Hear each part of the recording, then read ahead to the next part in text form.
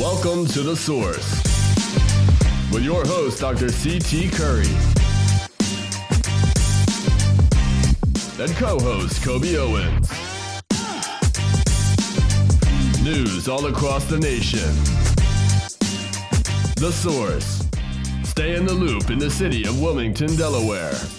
Work together for change in the community. A call to action to find the resources. The Source, the latest in news. Good evening. This is Dr. Curry. This is Coby Owens. And welcome to The Source. This week, Coby, it's interesting. Since we last aired, there have been 3 shootings in the city of Wilmington, and one led to death. I'm concerned, but I want to take them one by one just to see where they are and what's going on in those communities. And for those of you who are watching us, we try our best to bring it to your attention because oftentimes you all don't get the information that people in your community, or that there was a shooting in your community, or there was a murder in your community. So we try our best to follow everything that we can that's going on in the city. The first one was a 19-year-old in West Center City neighborhood around 7th and Monroe. What do you know about that? Yeah, so again, like you said, it was on West 7th. It happened around 6:43 p.m. In the West Center City neighborhood, West 7th and Monroe. The individual was taken to the hospital, but the police did not provide any medical condition update. So was not sure how critical the shooting is. Granted that no reports have come out that anyone else has passed away in connection to this. They're probably in either stable or critical, but still kind of stable condition. So, I'm not really throwing this on you to have an answer, but when a person is in stable condition or critical condition, do the police question them on who they feel did this to them, or do you think people are just afraid to tell the truth? Or so there is a time window in which they can be interviewed after something like this, especially if you have to go into surgery, if there's any additional foreign substances that they have to put in your body for surgery and stuff, they can't question you right away. But usually if someone is in stable condition, after a while, they will at least ask some questions about what happened. It's up to the person if they know who did it, if they're going to say anything or not. But again, this goes back to it's a system in which a lot of people don't trust already. So even if they did want to tell, a lot of people do not tell. Yeah, and that's what's really bothering me. And I asked that question because when you have people who survive these horrendous attacks against them, not to share who the person is if you know is really damaging because it hurts. Correct. For further investigations and things of that nature. But then there's a trust issue is what you're really saying to me, that they don't trust that the police department is not connected to something or know someone or will leak their information out, that they put it out there.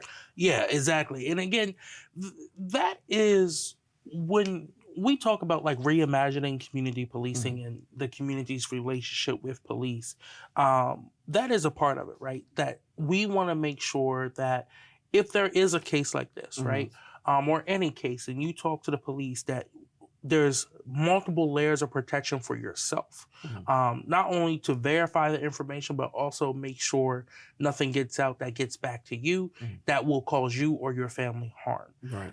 And that's just so that everyone feels more comfortable in their own skin and in their own homes after the investigation's over as well. Yeah, too. one of the hardest things to do is to live your life in fear. Yes. And when you're not sure, I guess it is best to be quiet about it, I guess. And I really feel bad because there's people who are roaming around knowing that I got enough fear and I'm such a tyrant in this community that I'm able to just inflict pain and fear in people and no one will do anything because if you say something, it's going to be a problem. That's a problem. And that's something and that's why I'm kind of supporting now when you all talked about the public safety rim of it. And as you were just sharing, if we had a public safety system, they know they can trust us. Correct. And us can trust them, and we become up as a community, as opposed to that's the police, they do what they do and we do what we do. And again, with that, having a public safety director, having an Office of Violence Prevention, being able to hone in on group violence intervention,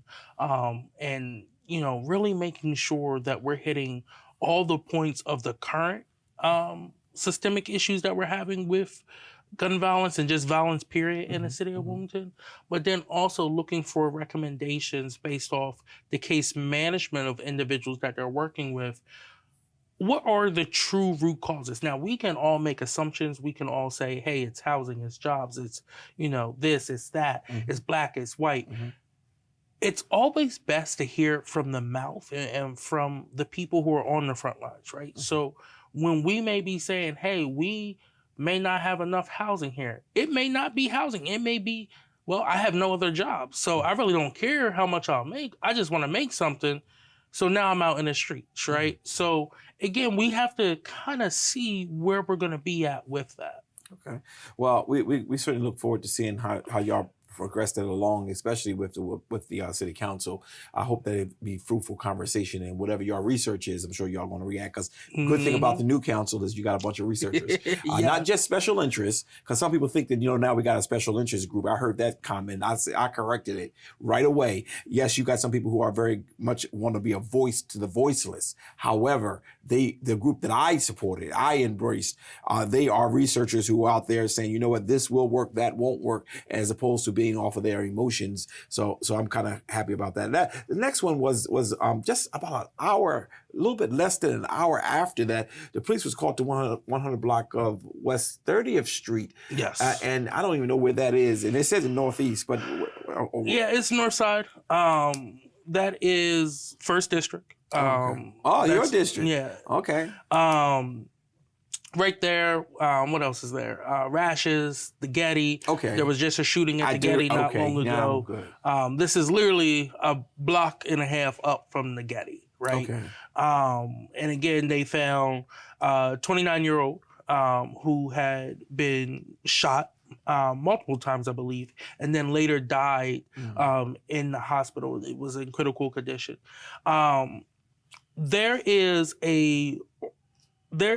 a lot of issues in that area, ongoing concern of violence in that area. This is now the 4th shooting in the last 5 months.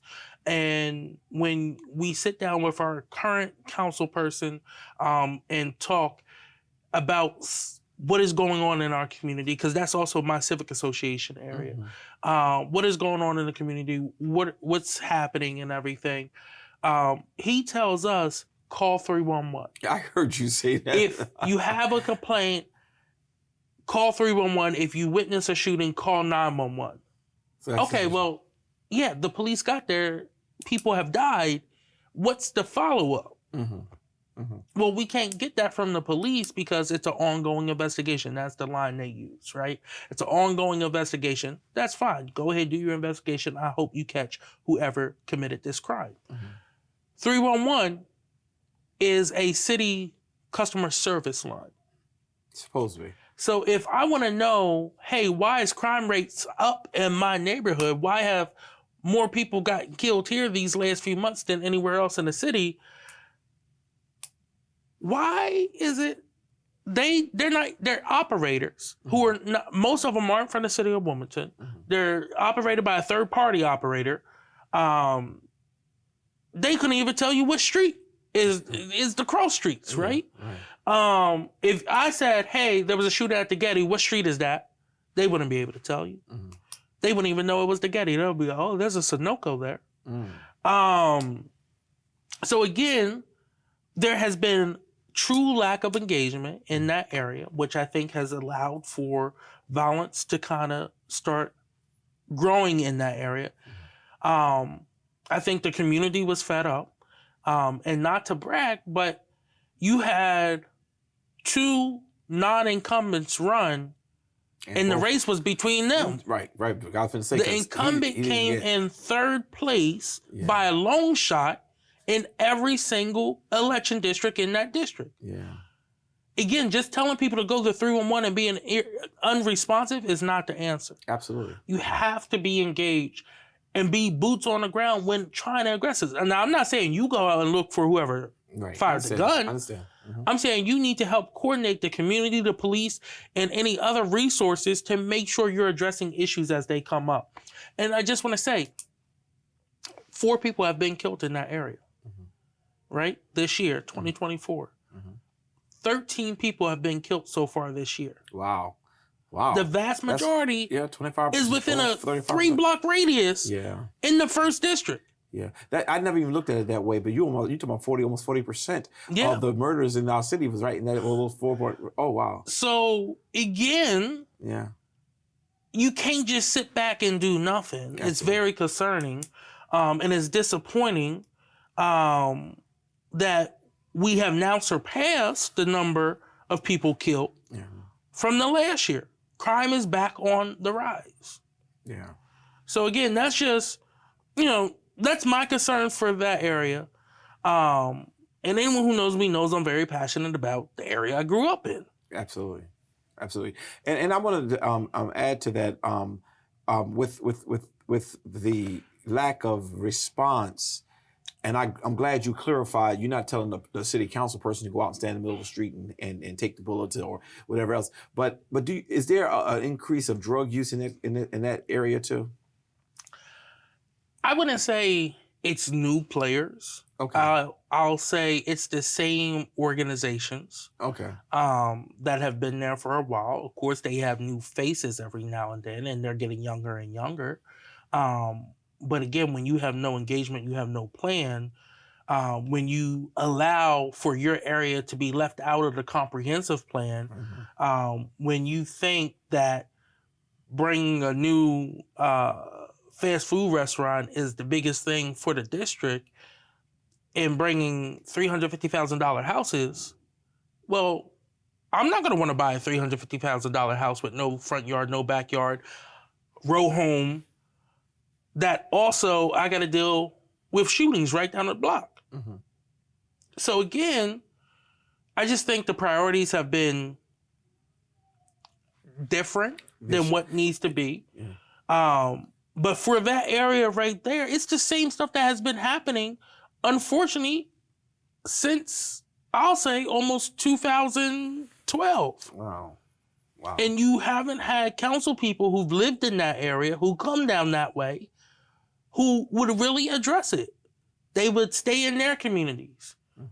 Over in Brandywine Hills, you would have some who only go Miller Road so that they don't have to deal with this stuff. Only go on Market Street to see their project that they help expedite. So again, that is a huge concern.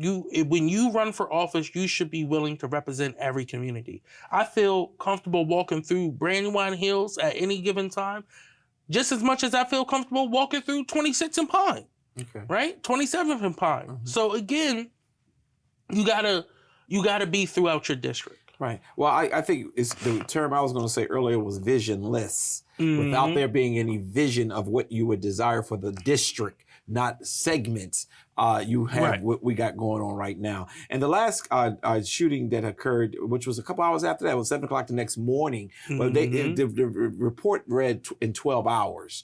But the next one was the one that was done right there it was a 31-year-old on 800 block of Vanderbilt Avenue. Yeah. So again, that was a domestic violence dispute that's got very violent, right? It ended up someone getting shot. A 31-year-old was shot, taken to Christiana Hospital, and was later reported in stable condition. Now, the person who shot her was a 28-year-old who is now being charged with assault and being held at Baylor Correctional Facility on a $361,000 cash bail. Again, this is an instance when someone knew who committed the crime, told the police, and then they were able to solve the case. Yes. I'm glad the young lady, the 31-year-old, is in stable condition. Again, I wish we had more cases in which we were able to solve. But you said it was a domestic crime. How are they related? That I don't know. Okay. But it was reported out that it was domestic in nature. Well, in those cases, you got to know if it's domestic. Immediately, you're going to know who did it because you can't say I don't know who shot me, but we're related or we're connected in some kind of way. But I hear what you're saying though. Your call is that if people were to respond because they trust the police, we'll have more people off the street who are doing some of this bad crime. Yeah, and I really think that's really sad. This week, again, since the last time we aired, 3 shootings, 1 death, and we're back on target. That's not good news. We really need to make sure that we are going in the other way. The trajectory should be going in the other way. The last thing I want to share in the local news area is that there's some transportation inequities that are going on, and DART is doing something. And I wanted you to have some time in this first part to just talk about a little bit about it so I can ask the questions I need to ask of you. Yeah. So for the past year, DART has been doing a study and they have finally put out a report. And they're now looking for a little feedback on this report, but it's pretty much about reimagining DART, making it more user-friendly. Some of the key takeaways is establishing a core network that focuses on service reliability in the high density and high inequality areas that they have highlighted on their maps. And if you look at the map, it pretty much you overlay it with mass population. So you look at the Wilmington area, you look at Dover, the Newark, right, where the more metropolitan city areas, not metropolitan, but bigger cities are in this state. Improving the service quality, right, making sure they're able to deliver on new technology, greener technology, especially for the vulnerable communities, right? So making sure it's easier for you to access the buses. We remember when they moved Rodney Square and a bus depot there downtown. At the end of the day, it's only a few blocks. A few blocks mean a lot to that senior who needs to catch the bus there, right? A few blocks means a lot to that pregnant woman who needs to catch the bus and go to the hospital, right? Or take their sick child up to the AI DuPont, right? Another point that they really honed in is enhancing the user's experience, right? So making sure through technology, through customer communication, they're able to upgrade the onboard experience when you first get on, while you're riding and everything, and making sure it's a higher quality ride for people. And then again, just better at promoting the system that is easy to use, but then also a system that is available to you. So for individuals who don't know about how to track a bus, different technologies using more of an app now, so that you can, see if a bus is running behind or something like that, and mapping out your route to somewhere as well too, instead of having to go try to find a pamphlet and then see what route, once you get off this bus, where I got to go on this bus, what number I need to connect with to get me there. You can use an app. It can connect you. You just put in where you're trying to get, where you're at, and it'll connect you, let you know the different routes and the times of each bus. So again, this is a part of DART reimagining. People got to give input a little bit already going into this report. They had a little over 2,400 responses to their first questionnaire that went out. There was 19 executive advisory committee members who put this report together. So again, this was just an ongoing project, and hopefully it creates new opportunities for DART to improve. Now, a couple of things I just want to share, because I know there are people who are watching us and they really want to hear some of these answers. For an example, you talked about the 19 executives who put this report together. All too often when we have reports like this that affect high density areas where the underrepresented, the underprivileged communities are, they don't get an input. Yeah. Now you're saying that they can get an input. How do our voices be heard? How do we share? We need another line going up Market Street as opposed to going down 202. These are the things that somebody would like to know. How would that happen? Yeah, so you can give engagement and stakeholder responses if you go to dartreimagine.com. Can we make sure we have that on our screen, please? Mm-hmm. Dartreimagine.com. Yep. Go ahead. And on there, they have the whole project overview, the current services and schedules, of course, but then also customer engagement, stakeholder engagement, and community workshop material as well, too. Mm-hmm. And then a contact point where you can give feedback and stuff like that. Now, is there a phone number? Because my seniors don't get on they only go to Facebook. They don't zoom around and type, and I can hear you. I hear you all talking back to me in my ear. That I don't go on the internet other than I got it on my phone for Facebook. So what if my seniors want to give a feedback? Because I think right now that we've lost sensitivity, because those of us who drive in cars, if our families are pregnant, we take them to the doctor's appointment. If our elderly needs some transportation, we handle that. But there are those who really don't have that liberty, and I want to make sure they get a chance to be heard, so that they can say, well, we did put some feedback in and these things did not happen. So is there any phone numbers maybe? Unfortunately, there's not a phone number. Okay. And that's so that they can track the comments that are being made in writing, so that they don't accidentally misrepresent what someone's trying to say, right? All right, so before you go any further, so for those of you who are seniors or whomever, and you have not gotten with this internet thing yet, this is what I'm going to suggest, and this is not something that you have to do. I'm going to suggest that you call the city council office, and I want you to share your concerns and what you think your input is, and ask for your city council at large, as well as your district city council person, to return your phone call so that you will know that your voice have been heard. I'm gonna say that again, because they can type it up. They got staff. Let them handle that for you. I don't think you need to become voiceless because you don't use internet. Everybody's not doing it. I want to make sure that you all are being very, very strategic in what you're doing. So call your city council office and say, listen, I'm in the first district.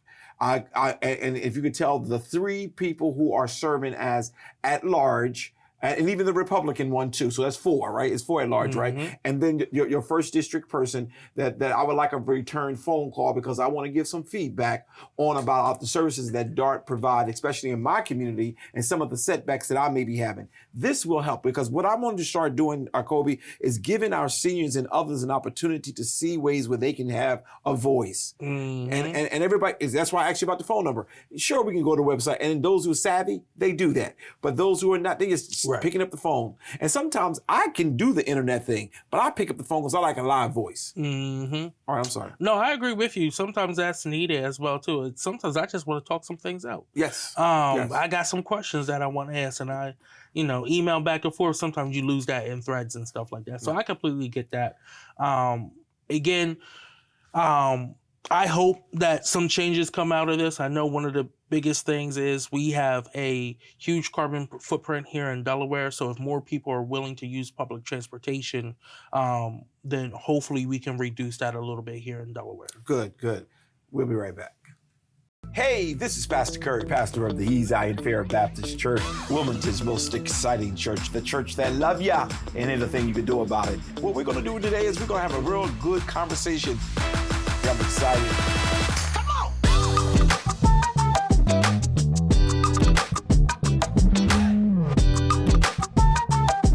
Every Sunday at 11 a.m. Why don't you call somebody real quickly? Tell them Coffee with Curry is on.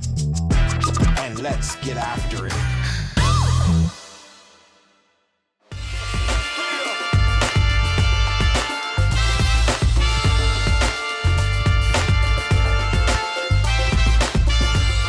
And we're back. Coby, what's going on with the Coby Corner? Yeah, there's a lot going on. Before you go any further, someone asked me, and I wanted to make sure I asked you on the air. They said now that Coby is a big wig in the office and he's going to be the city council first district representative, will he be leaving the show?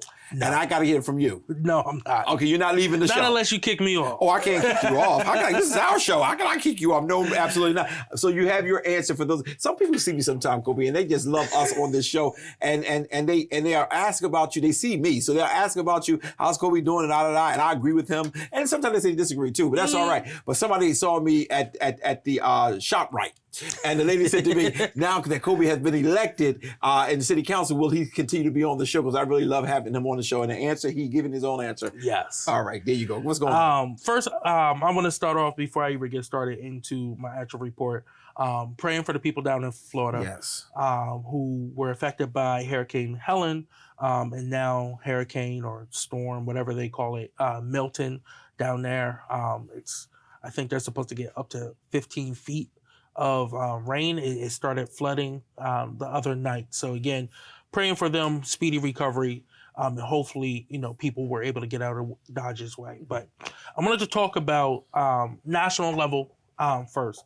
So earlier this week, the vice president was on the campaign trail and actually on The View. She is doing a media blitz right now, from podcasts to talk shows to conservative talk shows, Howard Stern and everything, right? She's getting in front of a lot of people right now. But on The View, she talked about broadening some Medicare benefits. And that is huge in its own right. But she wants to make it so Medicare will pay for home health care. Okay. This is huge for what we call the sandwich generation. That's right. And the sandwich generation is individuals who are adults who are caring for both children and elderly relatives, whether it's parents, aunts, uncles, whatsoever, grandparents. This will allow the burden to be eased on them, especially for the ones who have to take off a lot of time from work already or have to work a modified work schedule, which can lead to lesser wages, right? Again, this is huge, especially with an aging population. And we're seeing more health issues with both children and elderly, right? At a higher rate. So again, this is going to be huge if she's able to get it done. Again, it's to improve long-term care,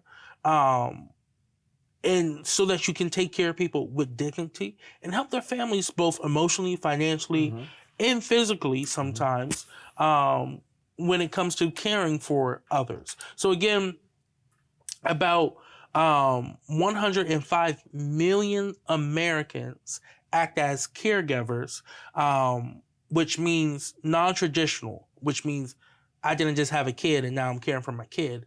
It means I'm caring for, again, older relatives and younger relatives or godkids or kids that, may not even be related to me, maybe a friend's kid who passed away or can't raise them. Now I'm raising them as well too. So again, and they may have health issues. So again, this would independently evaluate the enrollees into Medicare for their situation and be able to allow them. The vast majority of seniors could continue living at home, which means you can age in place with an average of 20 hours or less of additional care, right? So again, if your relative is getting paid for that, that helps them, but then also it helps you stay in your home as well too. So again, big steps in the right direction.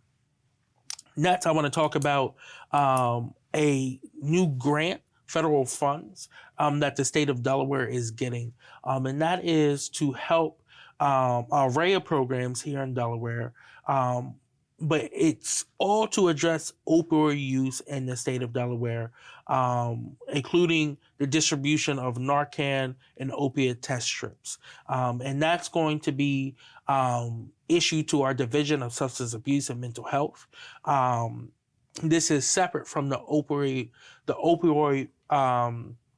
settlement case money, which is what we've been talking about the last few shows here about what's going on with that grant distribution and some of the improprietary some of the issues that they're having. So again, this is going directly to the state. This is for state operations. This is for addressing the opioid helping the state's opioid response center.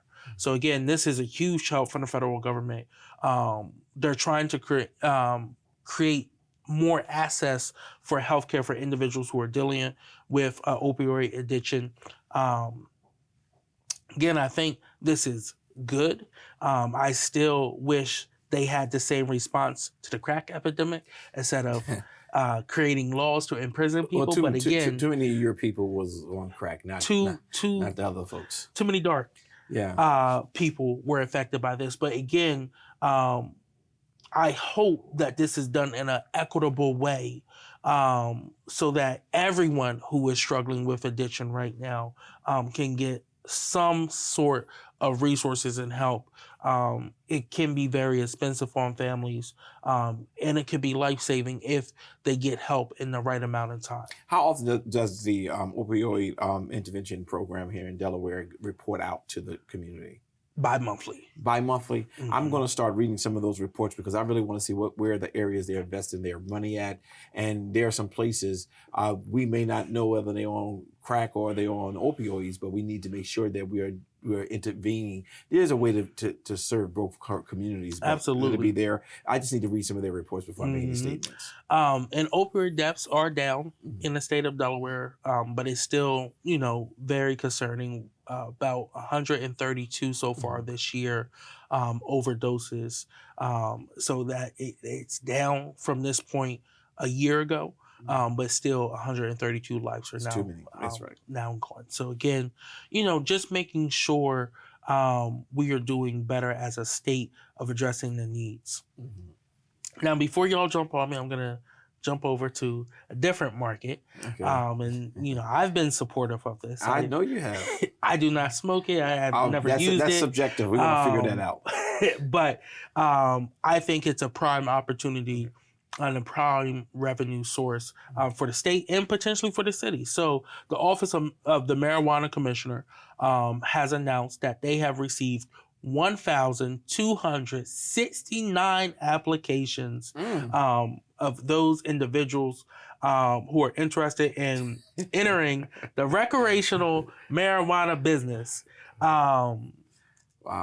Now, the state, who has been fighting this and has not wanted this for a long time, told us, only about 400 people are going to be interested in this. This is a untapped market that is going to bring a amount of revenue to the state that they have not seen in a very long time.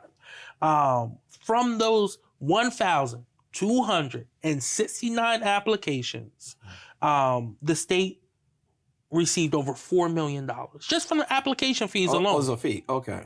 Just from the application fees alone. And it wasn't cheap. Most of the fees are like $10,000 on up. Yeah, like a liquor license.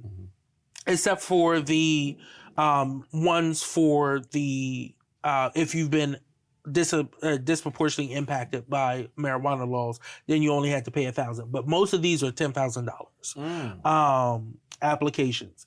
Unfortunately, the office only has 125 licenses to give out for the entire. So will state. there be a lottery or there be a selection?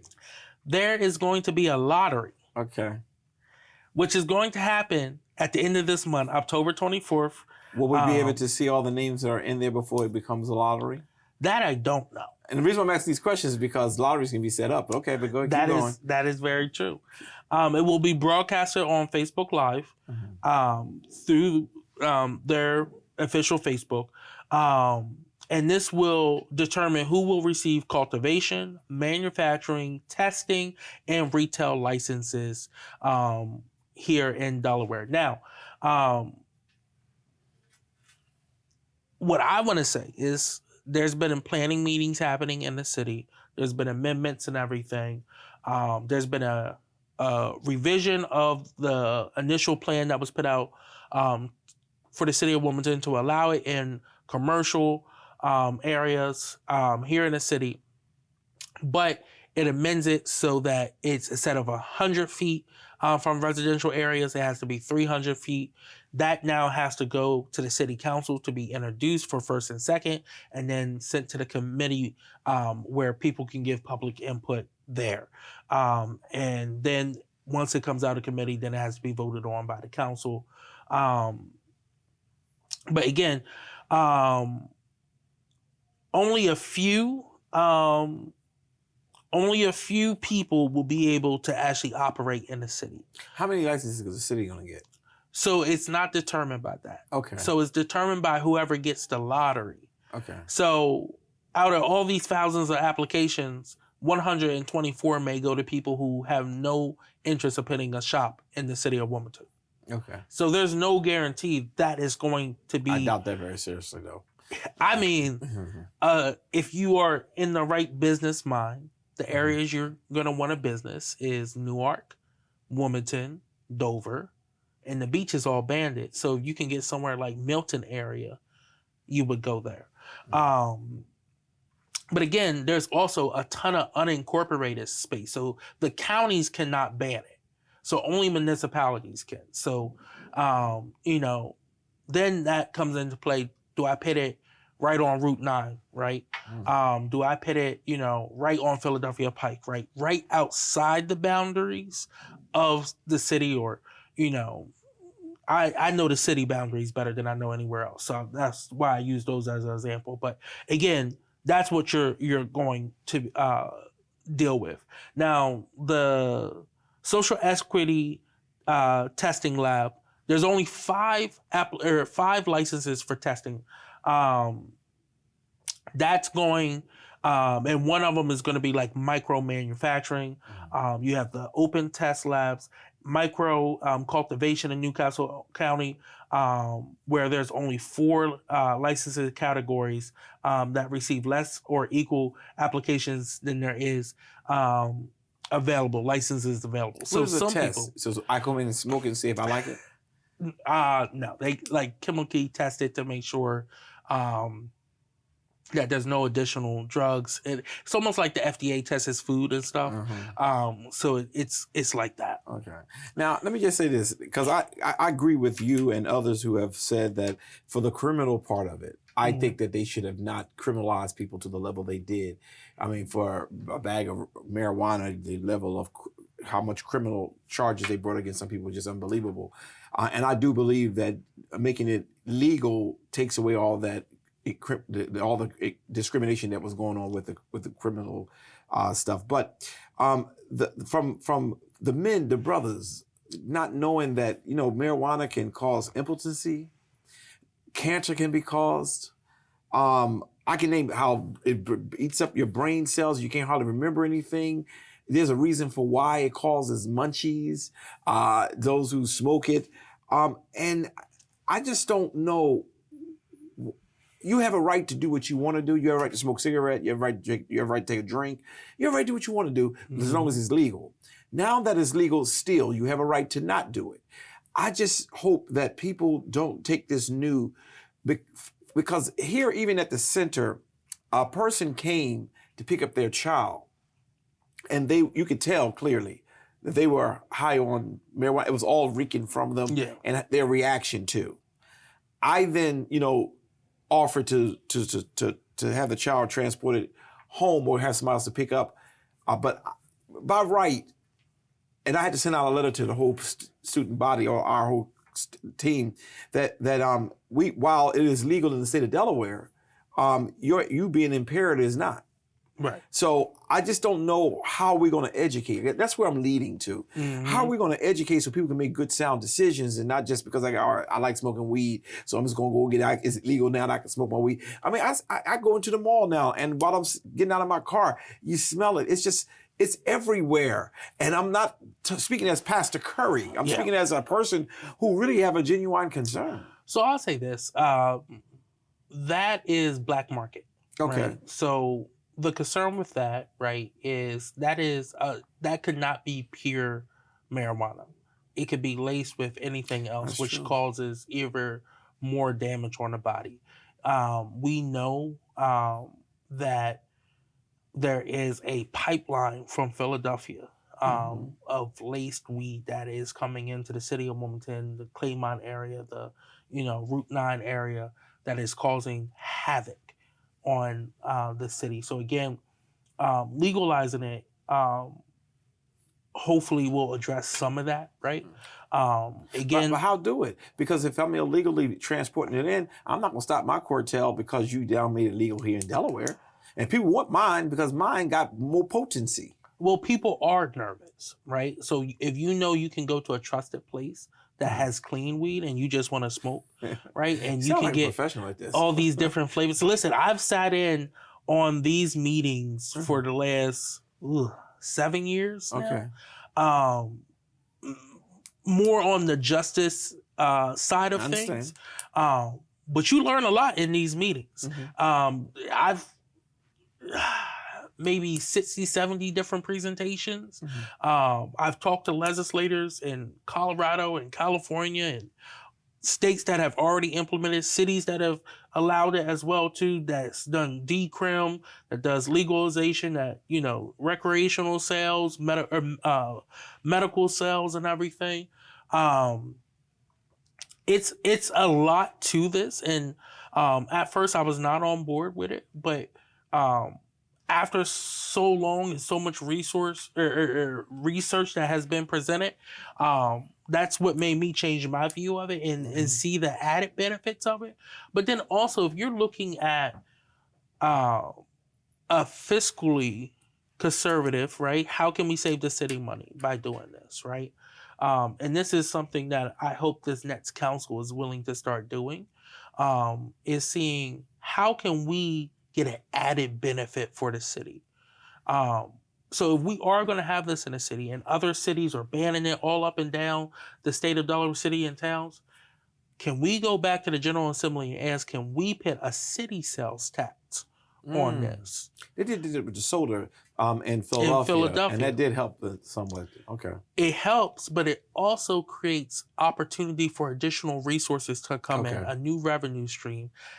The city gives out money to all these corporations and we get nothing in return. Nothing.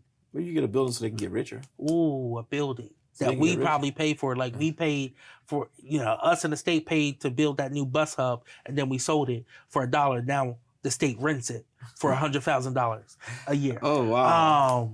But we sold it to someone for $1. So again, we have to be better with doing this and just making sure that we as a council and we as a people here in the city of Wilmington are making sure we're getting the resources we need out of things. Okay. And that additional revenue source, that new revenue stream, that can make up the difference to balance the budget, to stabilize the general fund, to give additional money to capital projects, right? And you take that and say, all right, we're good for this year. We can actually lower taxes. We can lower the water and sewer rate, right? And keep a balanced budget. And not only keep a balanced budget, have a surplus to roll over for the next few years as well, too. So again, I think it's a great opportunity if you're willing to work and understand the policy and the research and the data that is being presented on how other cities have been able to use this to make it work for them. Okay. All right. Well, it sounds like a plan. I'm just going to keep bringing up my questions and recognizing to the community that I love so dearly that, this is not anything to play with, but you did make some very good points. And I'm glad you said by you educating yourself, you're finding that a clean weed is different than dirty weed. And you can tell that. And I joke a lot. You can tell that because you can tell some of the reactions of people when they're taking the dirty weed, as opposed to the weed, I guess, that would have been filtered and tested and things of that nature. I'm not comfortable with it, but it is what it is. And we have to be able to live within it. But I definitely don't believe in the criminalization aspect of it. And if there's to be any questions to me, some people sit in jail too long for no reason at all. And there was some more came. We're going to take a quick commercial break. The world looks a whole lot different depending on where you stand. Sure does. From growing up in Wilmington to serving as a diplomat in a country devastated by war, starting 2 small businesses that created jobs, and teaching middle school math in neighborhoods that are too often overlooked and left behind. I'm Matt Meyer, And no matter where I stood, if something was broken, I've always tried to make it better. So when the insider said I had no shot against a 12-year incumbent, I ran for Newcastle County Executive anyway. Gotta love an underdog. Knocking on nearly 10,000 doors because our county looks different depending on where you stand, too. Hey, Mr. Meyer, in our classroom, you always made us show our work. We put the county checkbook online in the first 6 months to show where your tax dollars are going. We are making our county cleaner and greener, investing in early childhood and mental health services. Started 1,000 kids coding to give low-income students high-income skills. And we created the Hope Center, helping thousands of people get off the streets and into homes. Now, as too many families struggle with the rising costs of housing and health care, too many communities go without clean air and clean water. And our schools rank 46th in the nation. I know we can do better. Because we should be a state where every kid gets a great education, where every family has a safe neighborhood they can afford to call home, and every woman makes decisions about her own body. You got that right. I'm Matt Meyer, and I'm running for governor, so that no matter where you stand, we can all see a brighter future. Don't forget the website. Join us live for our weekly worship.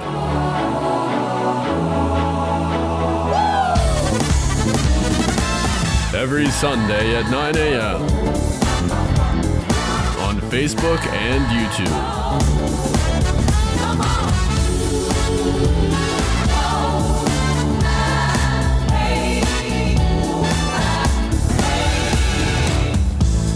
Well, Pastor, I'm doing the best I can, but I still gotta have a little Chardonnay, and I still gotta have a little this, and I gotta still sneak around. The devil is a liar. That's an excuse. Wilmington's most exciting church.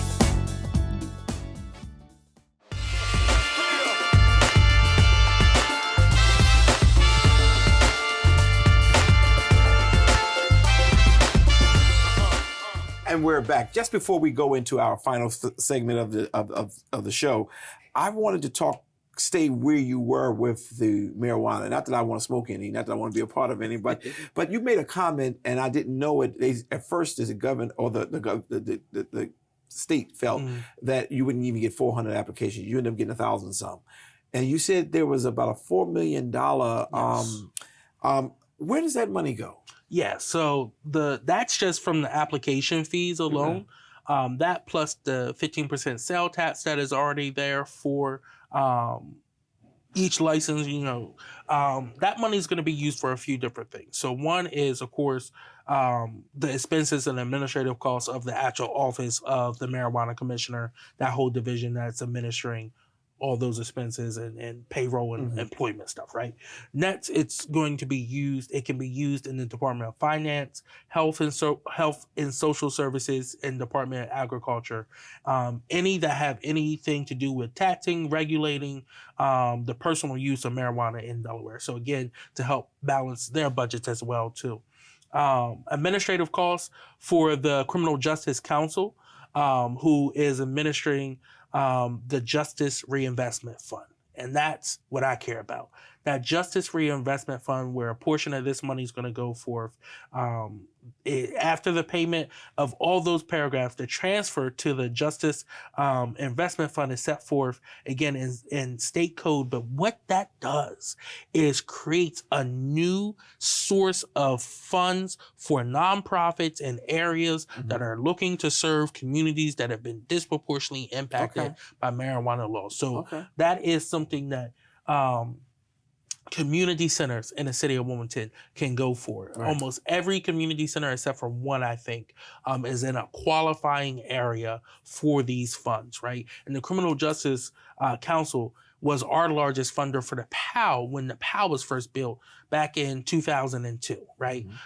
Way before my time on the board. But again, this is a new way of working it, of making sure the community gets resources. But again, I want to add that additional sales tax on for the city so that we have an additional I'm money with as you. well. I hear you. And we're going to continue to talk about it, and I want you to continue to bring it forward. But now, just a few things I want to do some cleanups because we're in this heightened season of political and what's going on. I know there's a whole lot of races that are still going on in the local area, but on the president level, we have some swing states. I think it's about 5 or 6 that will determine this election unless she takes or he takes some states that they weren't supposed to take. Okay. What are those states and where are we with those states? Yeah, so the biggest swing state is probably PA. Yes. And PA is probably going to be the closest. We're probably not going to get, we're probably not going to go or know who wins PA November the 5th, that night. It may be, I'm projecting 2 days, 48 hours for them to count all ballots. That's how close it's probably going to be. And PA has 19 electoral votes. Next, you have Michigan and Wisconsin. So Michigan has 16 or 15 electoral votes now, and Wisconsin has 10. Those are probably going to be the 3 closest. That's the Rust Belt area and the most traditional swings. When you say Rust Belt, is that the blue belt? What is the blue wall? What is the blue wall? The blue wall is like Illinois. It was Michigan, Wisconsin. That's what it used to be called. Okay. Ohio used to be a part of that. Now it's called the Rust Belt because it is a very working class area, very union based area. But it swings back and forth. Illinois is solid blue though. These are the 3 main swing states. Now, outside of these 3, it's going to be really close. You're going to have a hit or miss. So I think if North Carolina is in play, you're either going to have Harris win it by 2 points or you're going to have Trump win it by 5 points, right? I highly doubt it's going to be close in the end, right? It's going to be close leading up to it. But again, things like Hurricane Helen is going to have impact on people voting in these states. Next is, I would say, is probably Arizona. As 5th place. Arizona has a growing minority population, and in all their metropolitan areas, Phoenix is one of the fastest growing cities in the nation. I believe it's now the 4th or 5th largest city out there. That area, if they come out and vote in numbers, that state will go blue again. They have elected 2 Democratic senators recently, with another Democratic senator, with Ruben Gallego running to keep that seat blue. Kristen Sinema is retiring. Now, before you go any further, you go back to North Carolina. Yes. North Carolina, could you just explain with a lieutenant governor who is as controversial as he is, we're very few, and my father lives in North Carolina, he cannot win. There's no way he would probably win. Since the Nazi comments have come out, his number, Mark Robinson's numbers have dropped. And Josh Stein, who's the current attorney general, is doing very well in the polls. North Carolina has a very strong track record of electing their attorney general to their governor's office. Their current governor, Roy Cooper, was an attorney general as well, too. Josh Stein is running a very well-organized campaign. He has a ton of investment from the Democratic Governor Association. The vice president's campaign, the Harris campaign, is putting a ton of money into that state as well, too. So I predict right now, and I'll do a full breakdown of key races before the election of who I think is going to win, who I think is going to lose, but I think he will win his race. So if he wins this race, I guess they tell about how North Carolina is such a famous for splitting the ticket. Yeah. So that means he can win decisively and still Kamala could lose the state. Yeah, so, and let's talk about 2020. So Donald Trump won North Carolina. Roy Cooper, Democratic governor, won the Democrat seat, and then the lieutenant governor, Mark Robinson, a Republican, won the lieutenant governor seat. Tom Tillis won his Senate seat. So they went in order, right? You have people go Republican, Democrat, Republican, Democrat, Republican. Oh, wow. With their statewide seats. So again, North Carolina is probably one of the best examples of crossover ticket voting. Out there, I'll say probably Nevada and New Hampshire are the only two other states that have it just as often as them. Okay. So right now, with your prediction, you're going to give us a full analysis at some point within the next couple weeks. Absolutely. But do you think that Kamala, on the popular vote, I know she's there, but we don't go off popular vote right now. Do you think that she has enough electoral votes, or will have enough? What is your prediction? Or are you still saying you're on the fence? Yeah, so I think she will have enough to become the next president of the United States. I think it will be less than what Joe Biden had. He had 306 in 2020. I think she'll probably end up in the 280 or 290 range. Really, that close? Mm-hmm. Oh wow, that's interesting. That's a nice read. We're gonna try to fill that in a little bit more. There were some rumors about the former person candidate who was running for, and I shared this last week, who ran for governor, Bethany Hall-Long, that she's encouraging some Democrats to vote for the Republican candidate for governor. Now, we are certainly in Matt's corner and believe that Matt will do a phenomenal job as governor, as he's done with the other positions he's in.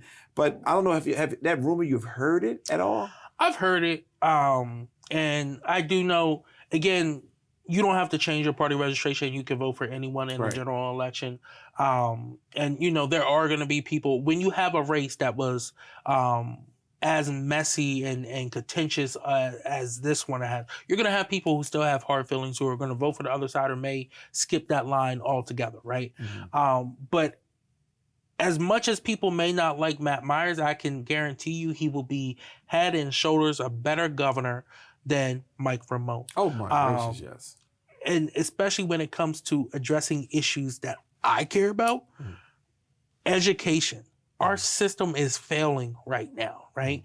And I think being a former educator himself, he will work very hard to try to change our education, especially our education funding system.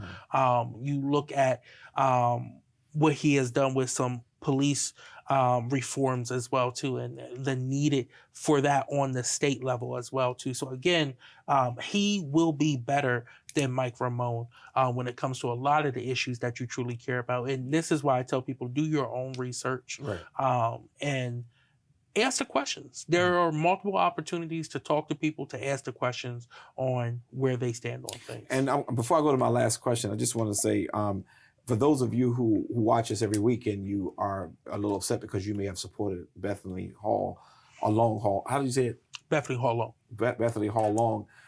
And she did not win the election, and now you're upset.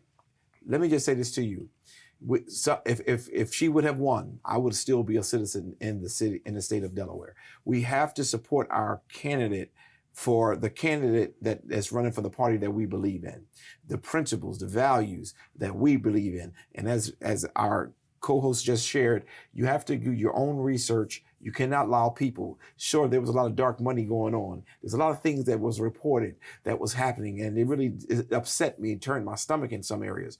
But I do think it's going to be important that you do your own research and you vote and don't just sit off on it. Last question is, so the people who are watching us, and this got to be a short answer, city council at large. Mm-hmm. There's going to be, and you can vote for who you want to vote for in the general. How many city council at large people are running right now? There is 5 people running for city council at large, 3 Democrats and 2 Republicans. Okay, now stop there for a minute. And the reason why I asked him that question is because there's 5 candidates running, there's only 4 positions. The city charter requires that you have a minority party definitely at the table. Now, what can happen, and we don't want this to happen, and I like to bring things to your attention as I'm hearing things in the scuttlebutt. We don't want our candidates, the 3 Democrats that we have elected to office, to miss it because 2 Republicans got in. The other Republican is not running for a Republican seat. Whoever now correct me now, but whoever gets to, for example, if the 2 Republicans get more than one of the Democrats, that Democrat lost that seat. Correct. You have to make sure you're coming out to vote. Don't go to sleep. And I bring these things to your attention because there's a strategic hand going on, and I don't want you to miss out.